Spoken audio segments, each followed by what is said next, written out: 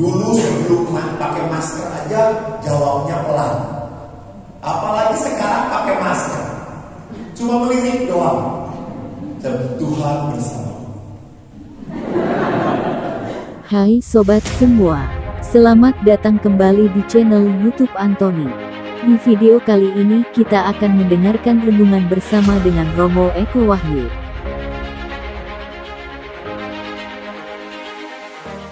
Panggilan apa yang harus mendasari sebuah pelayanan, lalu bagaimana kita menjalankan dalam kesediaan pelayanan itu. Sekarang mungkin kita harus angkat konsep tentang asisten imam atau orang menamakan prodiakon macam-macam. Memang nama itu belum distandarisasi, jadi boleh pakai nama apapun, tapi konsepnya sama, dasar pemikirannya sama. Jadi dasar pelayanan untuk pelayanan umat itu adalah sakramen permandian, sakramen baptis. Ini yang menyebabkan kita mendapatkan jabatan imamat umum. Jadi ada imamat umum, ada imamat jabatan. Ada imamat tertabis secara khusus jabatan saya, sedangkan imamat umum itu kita semua yang dibaptis mendapatkan jabatan itu.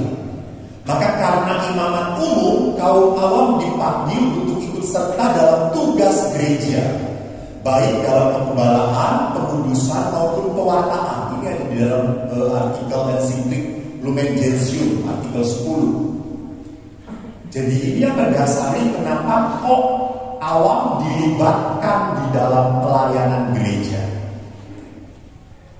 Peran serta kaum awam ini dari Santo Sanctus Concilium mengatakan dalam liturgi dituntut oleh hakikat liturgi sendiri. Kenapa? Karena dalam SC 14 atau Sanctus Concilium 14 menyatakan Bunda Gereja menghendaki agar seluruh umat beriman dibimbing pada peran serta atau keikutsertaan yang penuh, sadar dan aktif dalam perayaan liturgi. Jadi perayaan liturgi itu bukan semata-mata hanya perayaan miliknya imam. Liturgi ini adalah perayaan jemaat, maka jemaat pun harus ikut serta. Nah, sering ada salah kaprah di dalam berliturgi. Contoh, Haleluya, seruan Haleluya bagi pengantar Injil. Apakah boleh diserukan oleh imam atau tidak?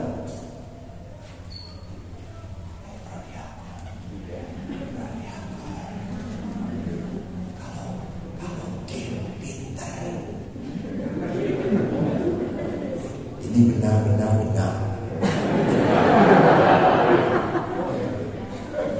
Jadi bagi pengantar Injil Haleluya bukan tugasnya imam, itu adalah tugasnya umat. Jadi jangan menyuruh pastor nanti Haleluya ya, itu tugasnya umat.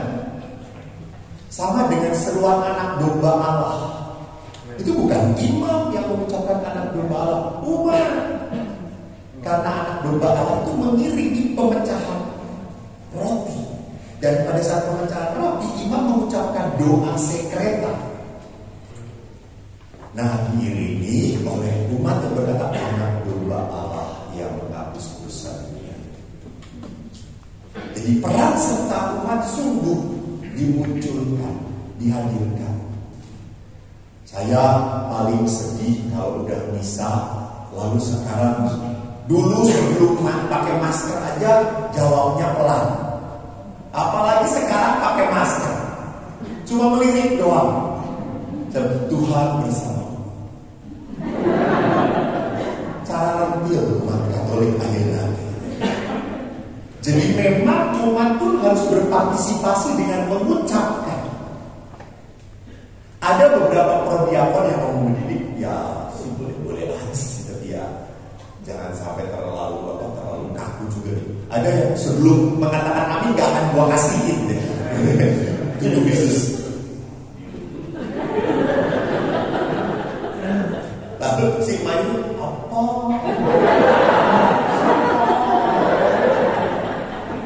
Lalu amin, udah tadi gak benar. Jadi malah ribut. Jadi liturgi memang mengatakan bahwa tidak pernah boleh imam menjadi one man show, ya. Tidak boleh misalnya imam yang mimpin bacaannya dia, doa umatnya dia, khotbahnya dia, segalanya dia. Tidak. Harus ada umat yang berpartisipasi. Nah, pernah ada yang mengatakan, lektor, pastor, apakah harus pakai albar? Nggak harus. Orang lektor itu diambil dari umat, petugas umat, berdiri, melayani, pakai baju umat biasa. Hanya seringkali kan umat-umat lektor itu kalau pakai baju gereja itu kan lupa bahwa harus tidak boleh mengganggu konsentrasi. Bayangkan lektor ini ke bawah, ini ke atas. Pas membungkukkan bapak-bapak di bawah sudah begini semuanya. Jadi itulah kenapa akhirnya lektor dan pemazmur diberi albar. Sebetulnya tidak ada sebuah kewajiban memakai baju umat pun tidak menjadi permasalahan. Ini keterlibatan umat di dalam berliturgi. Dasar pelayanan Sakrosanktum 26 pun sama. Jadi pelayanan sakramental itu menyangkut seluruh tubuh gereja. Seluruh umat berpartisipasi sadar dan aktif. Di sini dikatakan. Dan keterlibatan beberapa umat ditata dalam berbagai peran yang bersifatnya pelayanan. Maka ada pelayan lektor, akolit alias musdinar kalau sekarang disebut, lalu asisten imam, ada pelayan paduan suara, ada pelayan tata laksana. Semuanya punya tempatnya masing-masing di dalam berliturgi. Maka di sini tidak pernah boleh peran itu pun dimainkan oleh satu orang dalam berliturgi. Peran liturgis membutuhkan peran-peran tertentu agar seluruh perayaan dapat berjalan dengan baik. Nah, sekarang mari kita lihat untuk peran imamat jabatan. Uskup dioses, uskup keuskupan adalah imam agung. Jadi yang berhak mengatur di keuskupan tersebut adalah uskup yang bersangkutan. Kalau para bapak ibu lihat uskup-uskup itu, kalau misalnya di luar tempatnya dia tidak boleh bawa tongkat. Jadi misalnya Monsignor Ignatius mimpin di Bandung, nggak boleh bawa tongkat. Monsignor Anton mimpin di Bandung, boleh bawa tongkat, karena di tempatnya dia. Walaupun keuskupan keuskupan Bandung kan di bawah dari keuskupan sufragannya dari keuskupan Agung Jakarta, ya, tapi tidak mengatur apapun. Tidak ada wewenang Monsignor Kardinal Ignatius Suhario mengatur Bandung, tidak ada. Maka pada saat uskup itu nanti diserahkan kepada bawahannya, bonus ministerial. Dalam hal liturgi, pada hakikatnya pemimpin utama semua kegiatan liturgi di keuskupan adalah uskup diosis. Maka kalau uskup tertentu mengatakan boleh, boleh. Uskup tertentu mengatakan tidak. Jadi ada beberapa keuskupan yang memperbolehkan asisten imam wanita. Boleh. Ada yang mengatakan tidak diperkenankan, masih laki-laki. Putra altar, putri sakristi, itu kebijaksanaan keuskupan masing-masing. Nanti keuskupan pun akan mendelegasikan kepada imamnya yang diberi wewenang. Dan yang diberi wewenang itu satu paroki hanya satu pastor, maka disebut sebagai pastor paroki. Sedangkan yang lainnya disebut sebagai vikaris. Dulu itu rekat, dulu banget pembantu. Saya ini pembantu, jadi tidak punya wewenang tanpa ngomong ke pastor paroki. Jadi sama kalau saya ditanya pastor ini, saya harus ngobrol dengan pastor paroki karena beliau yang berwenang, mempunyai kuasa khusus dari Bapak Uskup. Namun tidak setiap kegiatan liturgi dapat dan harus dipimpin oleh uskup. Tapi setidak-tidaknya gembala ini memimpin. Maka ada upacara-upacara khusus dipimpin oleh uskup, yaitu apa? Krisma. Krisma dipimpin oleh uskup.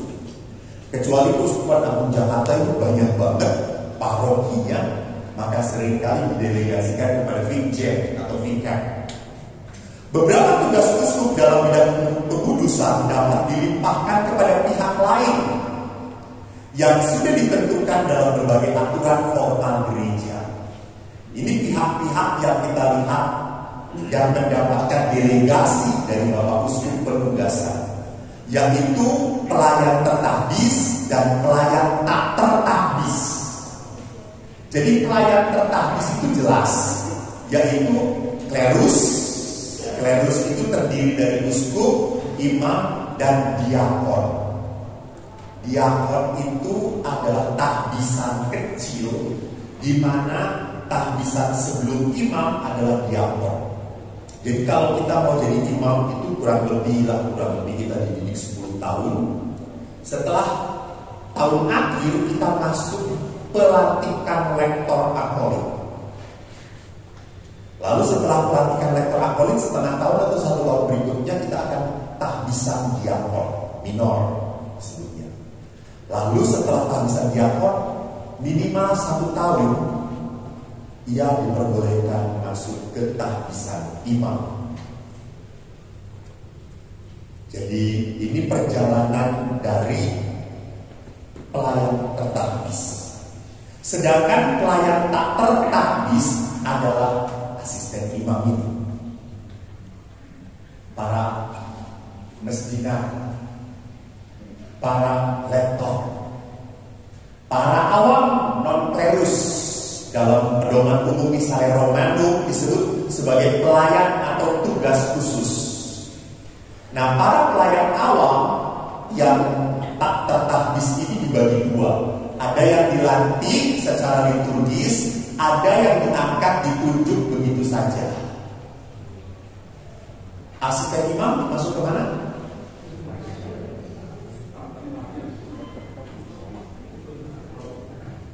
Yang mana?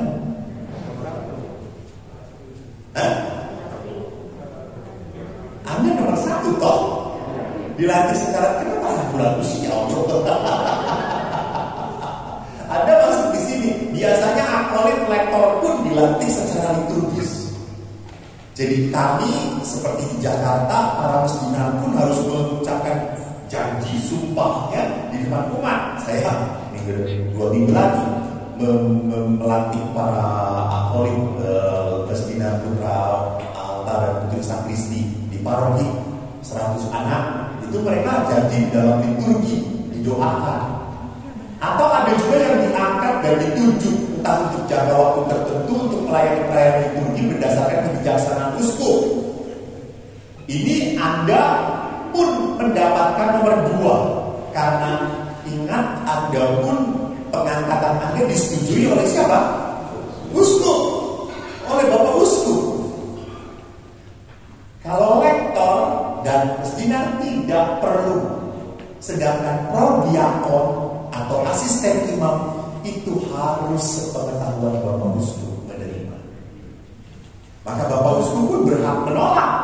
Kalau misalnya mendengar, kok saya mendengar ada batu sandungan untuk pribadi ini, Bapak Uskup bisa mengatakan, Romo, saya tidak setuju dengan orang ini.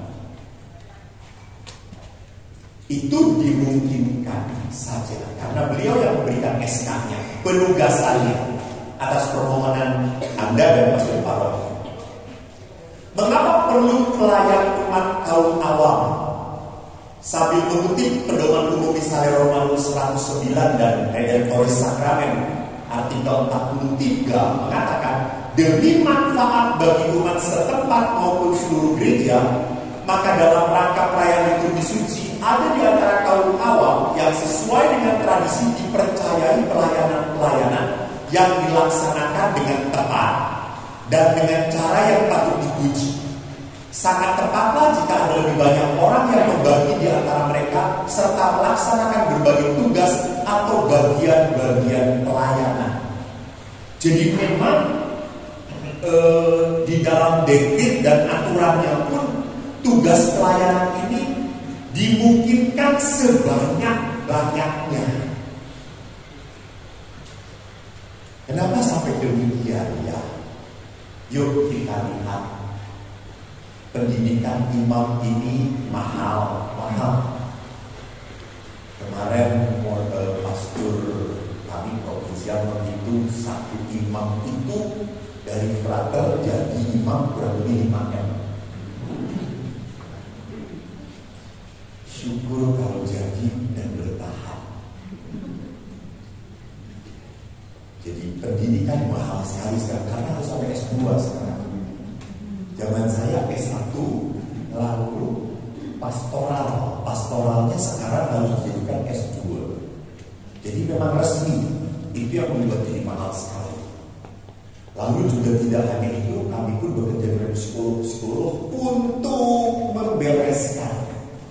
Kenapa? Karena seperti mulai di Jakarta sekarang, para calon imam harus benar-benar tersaring bahwa tidak ada bibit-bibit pedofilia dan homo. Jadi ini yang harus sama sekali benar-benar dilihat. Karena bahayanya hari ini bisa tertutup. Mungkin waktu pendidikan bisa ditutup-tutupi, tapi setelah jadi pastor dia punya kuasa. Dia punya wewenang. Bahaya kalau meledak. Nah ini tuh kita menyaringnya sungguh sangat sulit sekali. Maka sekarang itu memang seperti masuk 10, baru 3 tahun, sudah mulai 4, 5. Nanti kan bisa tinggal 1 atau 2. Tidak hanya itu saja, Bapak Ibu ingat orang Katolik sekarang itu keluarga-keluarga Katolik punya anak berapa coba? Itu 1, 2, irit banget. Istriku anaknya jadi pastor, jangan satu saya.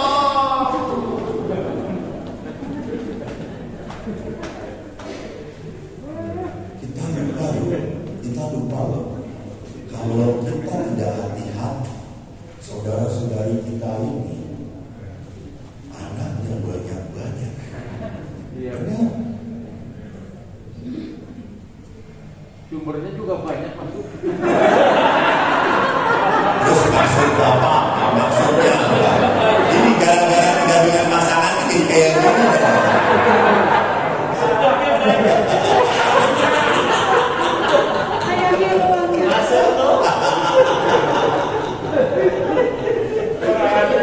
Suara hati. Jadi hati-hati, makin lama kita itu secara kuantitas akan makin di bawah, bukan karena pindah agama, bukan, karena secara jumlah mereka akan naik terus.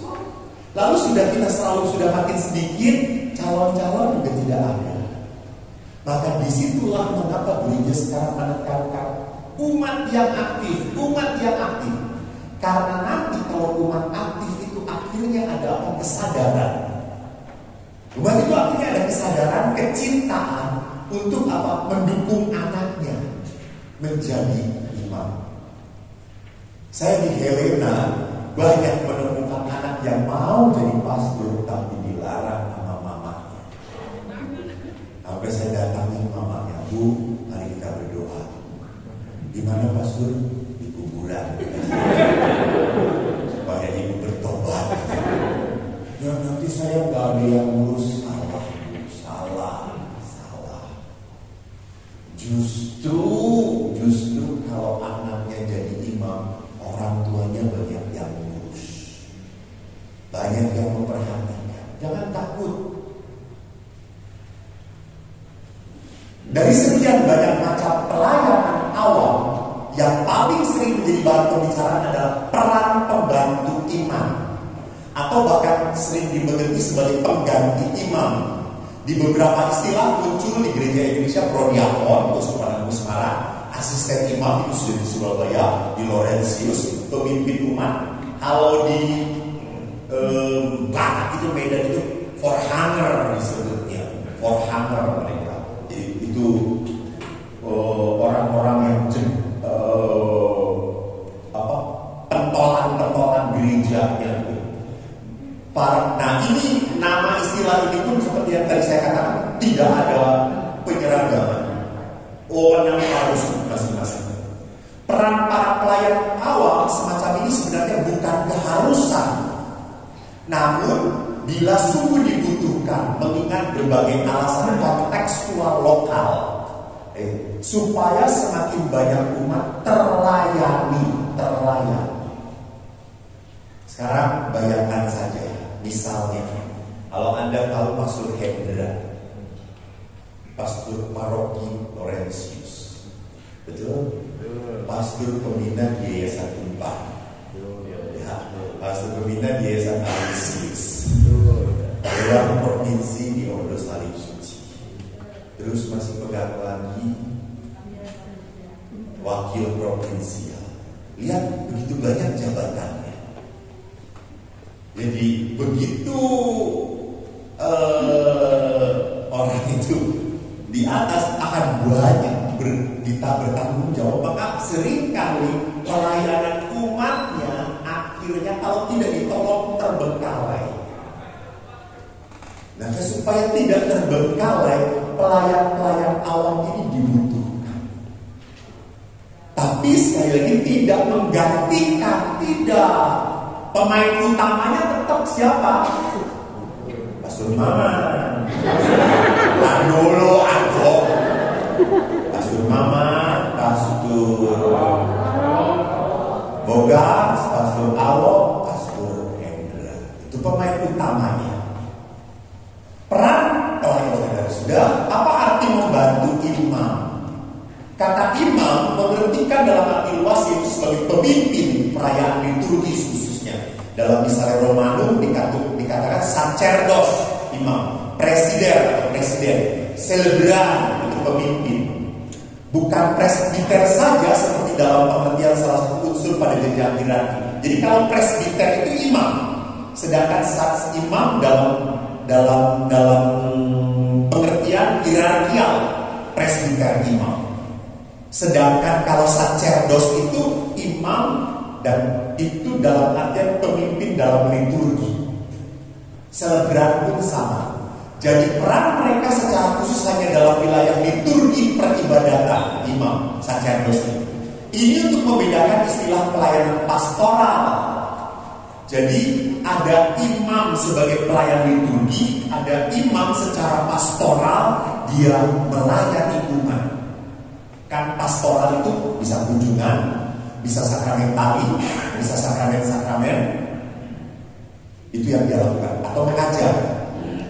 Jadi peran mereka secara khusus hanya dalam liturgi atau peribadatan ini membedakan pelayanan pastoral hanya untuk membantu dalam lingkup liturgi saja.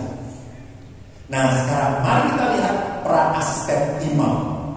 Kata membantu dapat dimengerti dalam pemahaman menolong, meringankan tugas imam. Jadi imam tetap bertugas memimpin perayaan liturgi. Sedangkan pelayan awam membantu beberapa tugas imam yang boleh dilimpahkan kepada mereka. Nah, jadi imam itu nganggur atau bertugas? Bertugas. Maka dalam perayaan Ekaristi kayak memberi komuni, lalu imamnya duduk, lalu semua perwakilan tidak boleh. Tidak boleh. Imam itu pun harus memberikan komuni. Kenapa? Karena dia sacerdosnya. Dia yang ditolong. Kita penolong kok yang ditolongnya malah melarikan diri istirahat. Tidak bisa, harus ada di situ. Menggantikan imam yang tidak dapat bertugas. Imam misalnya sama sekali berhalangan memimpin, maka pelayan awam ditugasi menggantikannya sebagai pemimpin liturgi. Misalnya untuk ibadat pemakaman. Imam tidak mampu, prodiakon bisa mengambil alih. Atau ibadat-ibadat, misalnya kalau di stasi-stasi yang jauh dari paroki, itu ada ibadat-ibadat dengan komuni, itu diperbolehkan. Tapi tanpa sakramen ekaristi. Jadi komuninya itu sudah dikonsekrasi dari paroki, lalu dibawa, nanti dia akan melakukan ibadat, pemimpin ibadat, dan membagikan sakramen itu. Secara yuridis, keberadaan para awam yang membantu imam memang diakomodasi. Maka para pemimpin gereja Indonesia pun merestui kehadiran asisten imam atau prodiakon itu. Pada umumnya tugas ini diadakan untuk apa? Menanggapi kebutuhan gereja lokal akan tenaga pelaksana liturgi yang mencukupi, yang belum mencukupi, menggairahkan keterlibatan awam dalam berliturgi dan menyemarakan perayaan liturgi. Jadi tolong lihat, mungkin prodiakon juga pernah belajar liturgi dari Pastor Riston atau Pastor Harimanto, jago ya. Kalau liturgi itu kan ada hari biasa, ada peringatan, ada perayaan. Jadi ada hari raya, ada peringatan. Hari biasa tidak sama dengan hari raya. Kalau hari biasa itu maka dilakukan, tidak perlu perarakan semeriah hari raya. Maka kalau hari peringatan, hari biasa itu paling-paling cuma imam doang ngincling sendirian keluar, atau ditemani kalau ada poster yang menjadi mestina atau putra atas dengan dia. Kalau hari raya, misalnya hari raya hari Minggu, setiap hari Minggu hari raya, bayangkan sudah hari raya misa utama, banyak umat yang datang, pastor nyiclik jalan sendirian, bawa dupa mobilnya sendirian.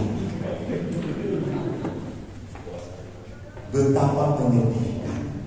Pasti anak kecil akan berkata, Romo, truk aja gandengan, masa Romo sendirian.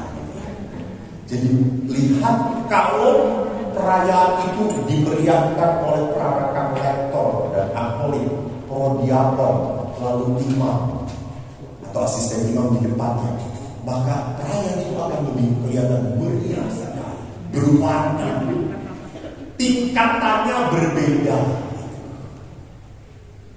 Maka sama juga di dalam hari biasa itu kan kita tidak menyanyikan kemuliaan dan tidak membacakan syahadat.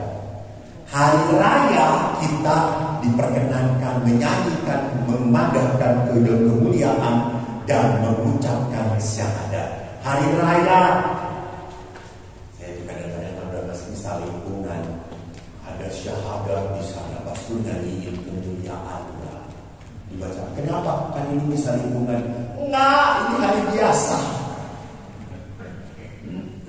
Ini pun prodiakon harus mengerti bagaimana menatanya, supaya apa? Liturgi itu punya kemeriahan yang berbeda-beda. Tidak sama saja. Sama antara Advent, antara masa Prapaskah, Anda tahu bagaimana pengaturannya. Melakukan tugas apa asisten imam itu? Melayani komuni saja kah?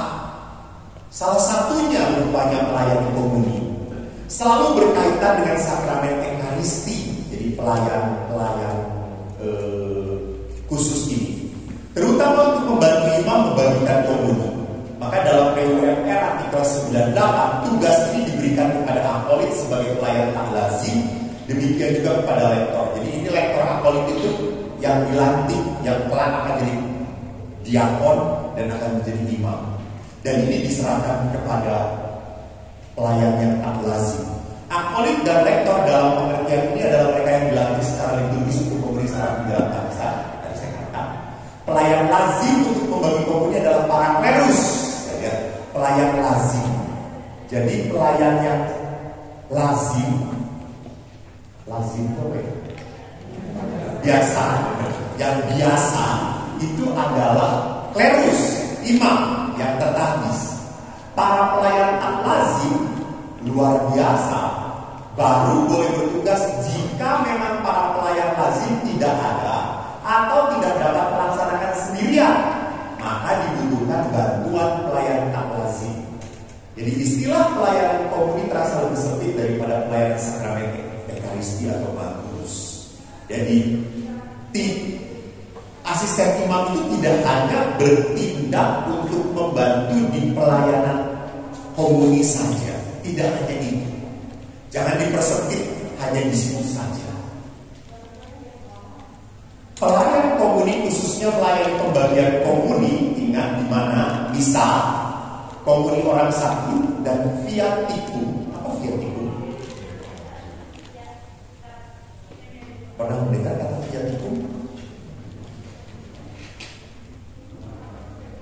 Ya, benar. Viatikum itu adalah via itu jalan, tekum. Semoga sakramen ini menemani sakramen Magus ini menemani jalan perjalanan hidup terakhir Anda. Jadi kalau orang sudah mau meninggal dunia, lalu Anda beri sakramen Magus, itu adalah viatikum. Ini adalah sakramen terakhir yang menemani perjalanan Anda. Tekum, Tuhan menyertai perjalanan via perjalanan. Jadi viatikum itu bukan untuk orang sakit. Jadi kalau orang sakit, saya memberikan viatikum pada orang sakit. Emangnya setiap hari mau masuk ke mati? Tidak ya. Kalau dia sungguh-sungguh dalam sekarat maut, nah itu disebutnya viatikum. Sedangkan pelayan sakramen Ekaristi Magus dapat juga memimpin perayaan sabda pada hari Minggu tanpa imam, ibadat sabda dengan pembagian komuni yang tadi saya katakan, dan juga ibadat ujian pada sakramen Magus. Akan tetapi Redemptoris Sakramen artikel 156 memberi istilah pelayan tak lazim komuni suci. Ini istilah-istilah yang selalu berbeda-beda. Nah sekarang pemimpin ibadah non ekaristi. Jadi ibadat yang dipimpin oleh asisten imam adalah non ekaristi. Kedua, sakramental. Misalnya apa? Pemberkatan rumah. Boleh. Prodiakon pemberkatan rumah, pemberkatan mobil boleh. Apabila klerus berhalangan. Jadi itu syaratnya. Karena petugas utamanya siapa? Klerus. Apabila klerus berhalangan, prodiakon diperkenankan. Juga ibadat-ibadat devosional. Misalnya lingkungan mau mengadakan ibadat penutupan bulan Maria atau penutupan bulan Rosario, atau lingkungan mau mengadakan ibadat mengenang arwah-arwah saudara-saudari yang meninggal. Boleh, silakan. Jadi misalnya tanggal berapa? Mengenang. Tanggal 2 itu di paroki mengenang. Lalu Anda misalnya mau mengadakan ibadat di tanggal 4 atau tanggal 5, tanggal 6, boleh.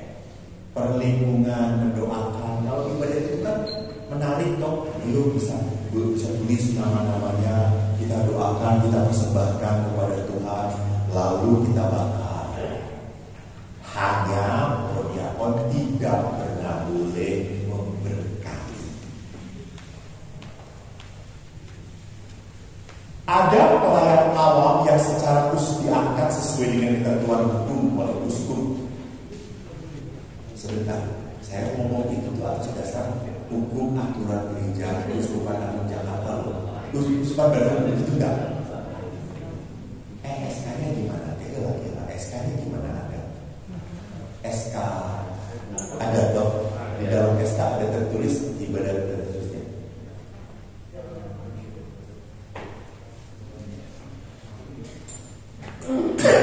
Di uskup itu menunjuk Anda untuk ini bahwa Anda diperkenankan menjadi pelayan komuni dan juga memimpin ibadah-ibadah.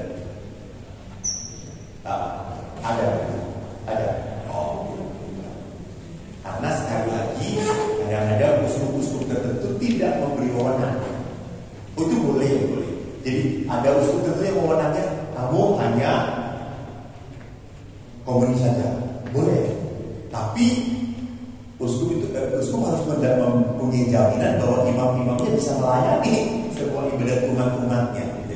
Jadi jangan sampai tidak boleh lalu tak terlayani, itu kan kurang ajar namanya. Jadi sekali lagi para pelayan prodiakon asisten imam ini perpanjangan tangan dari tugas gereja untuk pelayanan liturgi. Dalam jangka waktu tertentu untuk melakukan beberapa tugas mewakili imam atau melaksanakan tugas diakon, penugasan sementara kalau kita hubungkan migran. Misalnya memimpin ibadah di lingkungan, kring, stasi, menjadi tugas gereja dalam pemberkatan perkawinan, membaptis, memimpin ibadah kematian, pemakaman, memimpin ibadah pemberkatan. Jadi prodiakon pun boleh mengadakan pembaptisan darurat disebutnya. Jadi darurat itu misalnya Anda sedang berada di situ, lalu kecelakaan. Anda tahu orang ini sejak dulu mau dibaptis dan dia sedang di rumah sakit. Imam dihubungi, tidak ada yang bisa. Anda sudah diberitahu suster, Papa 5 detik lagi meninggal. Misal. Lalu Anda boleh melakukan baptis darurat berdasarkan pengetahuan Anda, memang dia punya keinginan. Apa yang penting dalam formulasi pembaptisan darurat? Air. Lalu yang kedua, rumusannya. Jadi air harus mengalir. Nah sekarang apakah harus dijidat? Pertanyaannya, kalau dijidat semuanya dibengkar perban, maka harus bukan. Belum membuka udah meninggal duluan. Jadi kena tubuhnya saja. Kalau tidak memungkinkan, kena tubuhnya, dan Anda harus membuat rumusan yang benar. Aku membaptis engkau dalam nama Bapa, Putra, dan Roh Kudus. Amin. Dan setelah selesai harus dilaporkan ke paroki supaya dicatat bahwa orang ini pernah dibaptis. Jadi jangan sudah baptis darurat selesai tugas saja. Administrasinya harus dibereskan.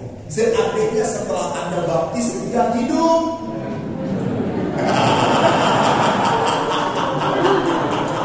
setelah dibaptis lalu thank you, sehat berapa gitu. Jadi kalau begitu, apakah harus kategorisasi lagi? Bicaralah dengan pastor paroki. Jadi ingat, nanti di dalam pelayanan ada yang disebutnya tata tertib. Jadi ini terakhir, karena Tuhan besar sudah memperlihatkan kepada saya tata tertib kerasulan awam. Semua bentuk kerasulan awam dalam gereja perlu sikap saling menghargai dan diatur selaraskan oleh hierarki. Oh maaf, saya menulis ini tidak sembarangan ya. Ini saya ambil dari Decret Apostolicam Actuositatem, yaitu apa? Dekrit tentang kerasulan awam dari Konsili Vatikan II. Jadi kerasulan awam itu memang diatur, dan di sini dikatakan semua bentuk kerasulan harus apa? Saling menghargai dan diatur selaraskan oleh hierarki. Maka tidak salah kalau Anda punya masalah apapun, misalnya dalam prodiakon, ada umat tanya kan seringkali nanya, kalau pada saat Anda ini, Pak prodiakon, misalnya tentang bayi tabung, ibu ini sudah lama ini banget punya anak, dan dia sedang berusaha bagi kamu gimana? Boleh atau tidak? Ingat, selama Anda tidak tahu, jangan menjawab. Jangan, menurut saya ya boleh, namanya juga usaha. Itu prodiakon menyesatkan saudara-saudara. Anda sekutunya Yudas Iskariot, nggak boleh menyesatkan. Selama Anda bingung, lebih baik Anda mengatakan, baik, terima kasih. Kita simpan pertanyaan ini, nanti saya tanya ke Pastor Paro. Nanti kita tanyakan, lalu saya akan jawab di pertemuan berikutnya. Begitu. Jadi apapun yang membuat Anda bingung, tanyakan pada hierarki. Karena apa? Ajaran gereja tidak pernah pelin-pelan. Dan ajaran gereja tidak pernah yang mengakibatkan multi tafsir. Tidak ada. Kan dulu pernah dikatakan bahwa Paulus merestui perkawinan LGBT. Tidak pernah. Bapak Paulus itu mengatakan bahwa kaum LGBT adalah anak-anak Tuhan. Kita tidak pernah boleh mengasingkan dan membenci mereka. Itu. Lalu waktu ditanya, lalu bagaimana kalau perkawinan di antara mereka? Apa jawaban Bapak Paulus Franciscus? Hendaknya kalian hidup dalam wadah, menahan diri. Karena hidup seksualitas bukanlah segala-galanya dalam kehidupan manusia. Jadi jelas Pak, istri 4, 5, 6. Yang penting istri pertama tetap paling jos. Minimal paling berkuasa.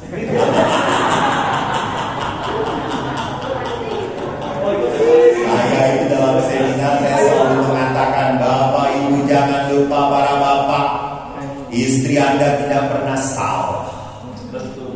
Kalau istri salah itu dia hanya khilaf saja. Jadi yang paling benar di dunia ini pertama Tuhan, yang kedua istri Anda. So jangan macam-macam. Dia mana tahu saudara-saudara. Dia mana tahu. Anda tahu saya sakit COVID, itu ibu-ibu nge-WA saya semuanya ngirimin obat, dan saya harus dipotret lihat dimakan atau tidak. Enggak ada saya itu. Gestos budak udah gitu. Akhir hari keempat saya nggak bisa buang air karena keracunan obat itu.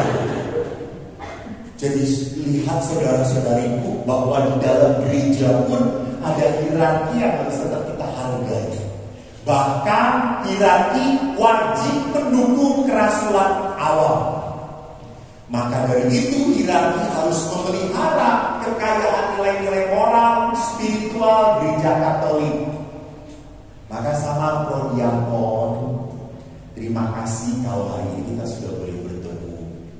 Jangan sampai ini adalah pembekalan kedua dan yang terakhir di sana. Imam, hierarki Anda di paroki Anda wajib memelihara rohani dari para prodiakon. Apalagi istrinya, supaya semakin sabar kepada para suaminya yang makin lama makin muda. Jadi memang tugas imam hierarki itu ada. Pastor, kamu mau mengadakan rekoleksi, minimal kita harus memberitahu gembala, karena gembala mempunyai kewajiban di dalam dekret ini memelihara kekayaan nilai moral spiritual gereja Katolik dari para prodiakon. Kenapa? Karena prodiakon itu ujung tombaknya dari pelayanan gereja ya. Setelah katekis itu kan ujung tombak untuk pengajaran, ya kan? Yang mau menjadi Katolik baru katekis. Tetapi setelah dengan menjadi Katolik, lalu umat-umat mempunyai permasalahan, pertanyaan, siapa yang ditanya? Ya prodiakon ini. Dan umat akan berkata, Masa prodiakon gak ngerti apa-apa? Masa prodiakon sama dengan saya? Gitu. Lalu prodiakon, saya mau tebatin anak-anak.